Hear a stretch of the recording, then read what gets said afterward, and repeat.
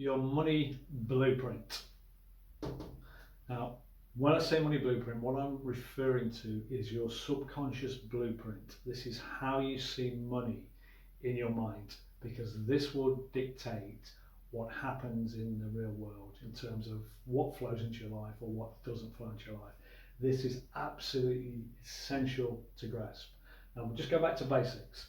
If we go back to the 8 health buckets, on the top line we've got financial health, because this is so important to everyday lives. Basically, certainly in the Western world, you can't operate without money. We need money to live, to have a decent life, to have richness in our lives. Therefore, money is a key aspect. Now, if you've got plenty, you feel good about yourself and you generally go through the world a different person. If you're struggling, what happens? Struggling to make ends meet, you've got fear, doubt, anxiety, and a bit of misery, and it pulls your energy down. As we know from the main programs, the emotional frequency chart, whatever you're broadcasting at attracts more to you. So if you've got a mindset, a money blueprint of lack, you're putting that out on an energy level and you're attracting lack back to you.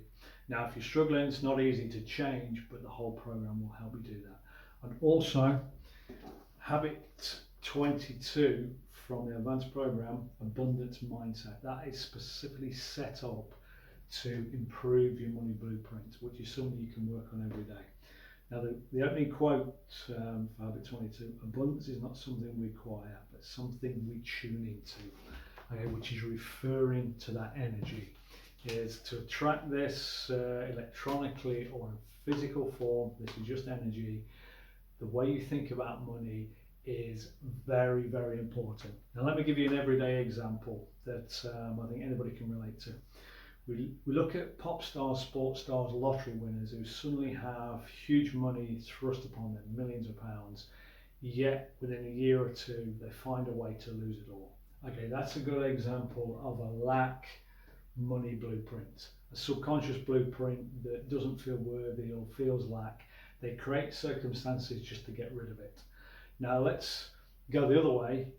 Let's take very successful people, Richard Branson, Alan Sugar, and let's say we took everything away from them they already have. Now the question is, do you think they'd be finished forever, or would they make it all back? I think pretty much everybody would say they'll make it all back. It's nothing to do with what they have, but it's what they've got. They have this abundance mindset that attracts money. They know what to do. They think abundantly, okay, because subconsciously that's the blueprint they have. Now, as we go through the program, we're going to give you tips and techniques that will naturally start to embed this. So around money, your energy is very good, so you can attract it, sort of raising that energy. To give you a good example of this, which seems logical, but this is where a lot of people go wrong. If they're struggling, thinking, well, savings, I haven't got any money to do it, but when I earn money, I will start to save. Okay, by doing that, they're inadvertently reinforcing the lack. I don't have enough to save, so I'll wait till I've got some more. Okay, so it's focused on the lack of money as opposed to focusing on more money coming towards them. Okay, so, all right, now I think I've laboured the point, but as we go through, we'll point out the key aspects to build this. But through all 17, that's what we're working on. It's the subconscious blueprint.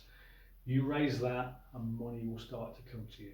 Okay, now the speed at which it comes depends on this, depends how you build that abundance mindset.